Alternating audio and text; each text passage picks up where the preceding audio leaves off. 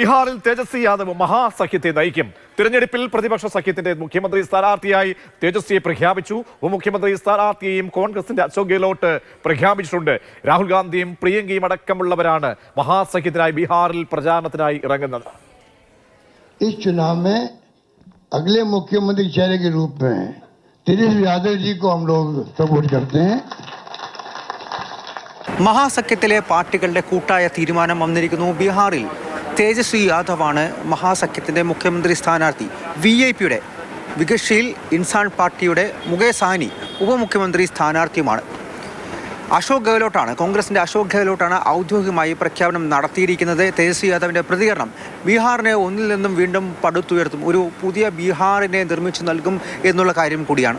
ऐसा बिहार बनाया जाएगा, पढ़ाई, दवाई, कमाई, सिंचाई, सुनवाई और कार्रवाई वाली सरकार हम लोग देंगे. हम सब लोगों को मिलकर के एक नया बिहार बनाना है, एक विकसित बिहार बनाना है.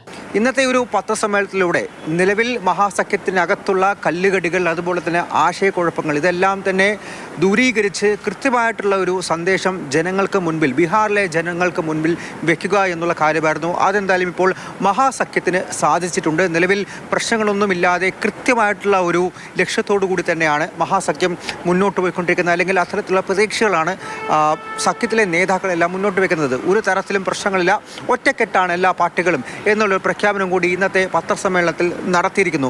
ഇപ്പോഴത്തെ അവസ്ഥ വെച്ച് 11-ലധികം ഇടങ്ങളിലാണ് സഖ്യത്തിനകത്തെ പാർട്ടികൾ തന്നെ തമ്മിൽ മത്സരിക്കുന്നത്. അതിൽ പ്രധാനപ്പെട്ട രാഷ്ട്രീയ പോരാട്ടങ്ങൾ നടക്കുന്ന ഇടങ്ങളിൽ നിന്നും സ്ഥാനാർത്ഥികളെ RJDയും കോൺഗ്രസും പിൻവലിച്ചുകൊണ്ട് 5 or 6 മണ്ഡലങ്ങളിലേക്ക് സൗഹൃദ മത്സരം ചുരുക്കാൻ വേണ്ടിയിട്ടുള്ള തീരുമാനത്തിലേക്ക് കൂടി എത്തിയിരിക്കുന്നു. അതിൻ്റെ നടപടികളടക്കം ഇന്ന് ബീഹാറിൽ തുടരും എന്നുള്ള കാര്യം തന്നെയാണ് നിലവിൽ മനസ്സിലാക്കാൻ സാധിക്കുന്നത്. ഒപ്പം NDAക്ക് മുൻപാകെ ഒരു വലിയൊരു വിമർശനം കൂടി വെക്കുന്നുണ്ട്. നിലവിൽ അവരുടെ മുഖ്യമന്ത്രി സ്ഥാനാർത്ഥി എന്ന് കരുതപ്പെടുന്ന നിതീഷ് കുമാറിനെ തിരഞ്ഞെടുപ്പിന് ശേഷം പകുതി വഴിയിൽ വെച്ച് നീക്കം ചെയ്യുമോ, BJP നേതൃനിരയിലേക്ക് വരുമോ എന്നുള്ള ചോദ്യം തന്നെയാണ് അശോക് ഗെഹ്ലോട്ട് എന്തായാലും ഉന്നയിച്ചിരിക്കുന്നത്. ഡൽഹിയിൽ നിന്നും അർജുൻ പിതാംബരൻ, മാതൃഭൂമി ന്യൂസ്.